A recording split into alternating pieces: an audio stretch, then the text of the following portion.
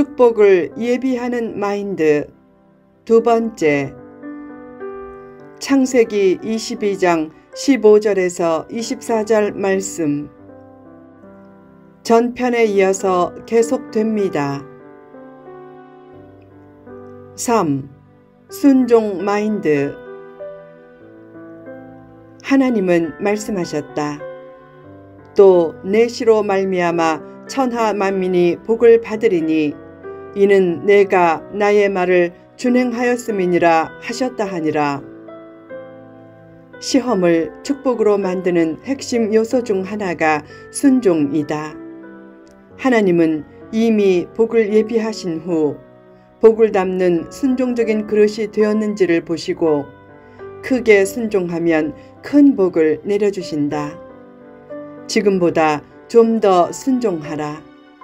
순종이 작으면 작은 문제도 태산 같은 문제가 되지만 순종이 크면 태산 같은 문제도 작은 문제가 된다.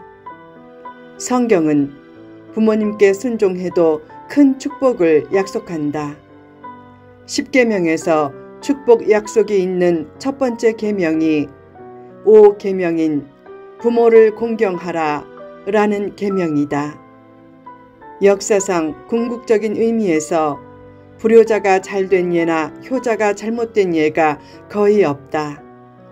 이삭이 복된 존재가 된 이유는 아버지의 뜻에 죽도록 순종했기 때문이다.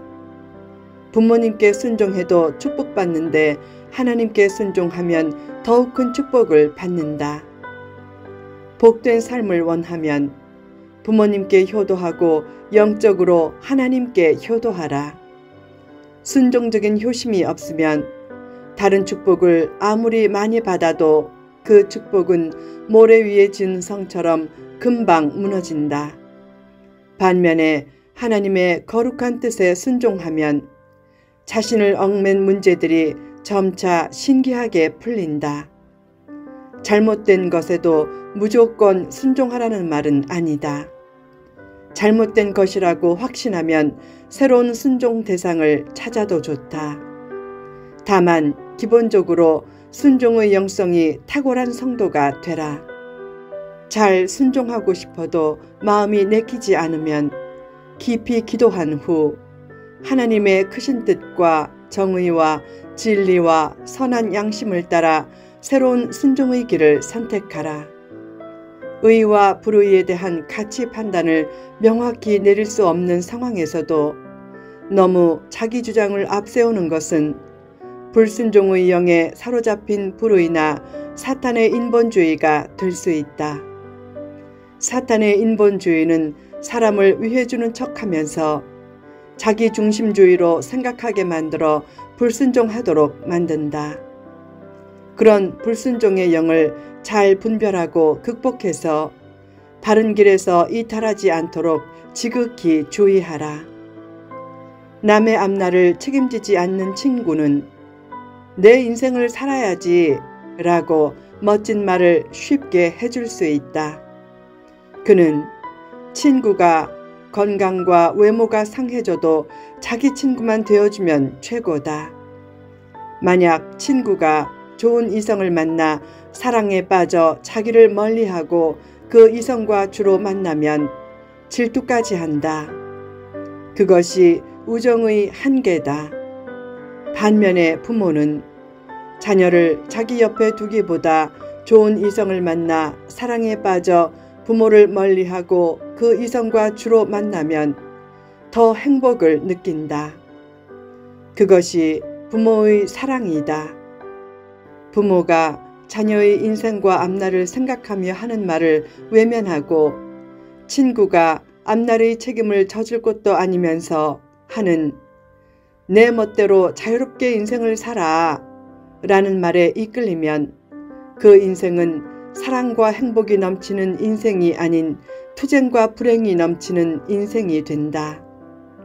사람에게 있는 자기만의 매력을 잃지 않게 부모가 자녀에게 하는 자신을 잘 가꾸라는 권고는 외모로 자녀를 평가하는 것이 아닌 참된 사랑의 발로다. 글을 쓸 때 감동적인 문장을 빚어내 마음을 감동시키려는 것도 외형주의나 위선이 아닌 오히려 배려다. 잘 꾸미는 것을 무조건 나쁘게 보지 말라. 남에게 좀 더 기쁨을 주려고 외모를 가꾸는 적절한 자기 관리는 외형주의가 아닌 근면과 배려와 책임감의 표시일 수도 있다. 그릇과 내용 중 내용이 더 중요한 것은 맞지만 그릇도 최대한 깨끗하고 아름답게 만들면 더 좋다. 외적인 틀과 시스템과 리더를 존중하는 태도는 순종의 영성 훈련을 위해서도 좋다. 도저히 순종할 수 없는 불의한 공동체는 과감히 떠나라. 다만 떠날 때도 더 나은 순종을 위해 떠난다는 목표를 잃지 말라. 좋은 공동체를 선택해 거기서 순종 마인드를 가지고 잘 섬기면 누구든지 복된 존재가 될 수 있다.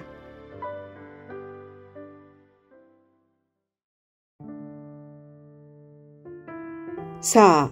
선교 마인드.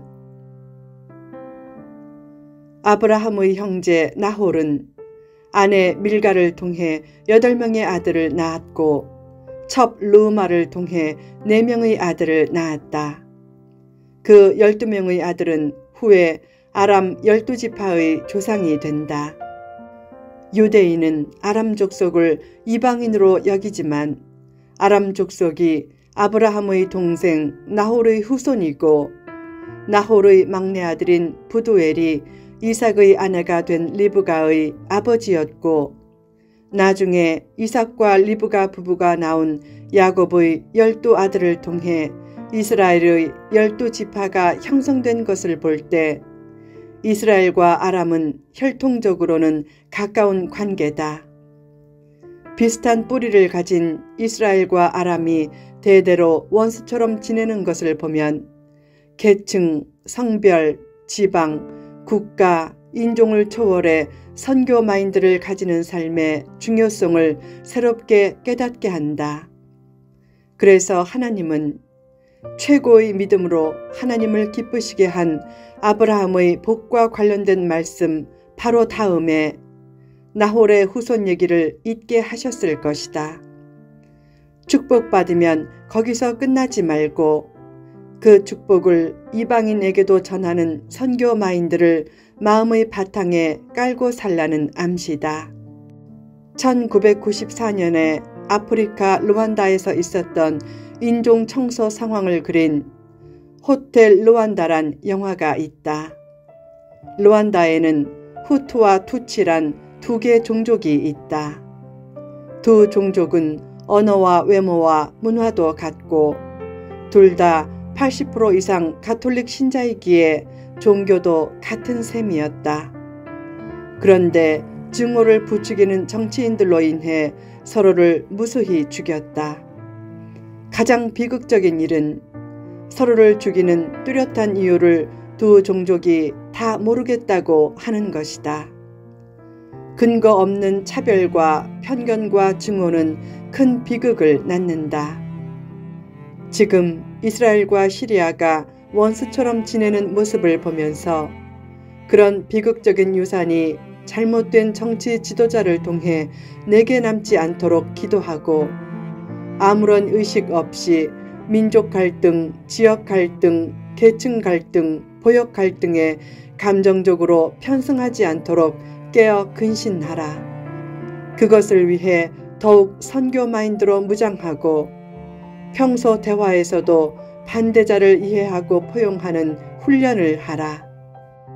예수님 당시에 유대인과 사마리아인 사이에도 높은 편견의 벽이 있었다.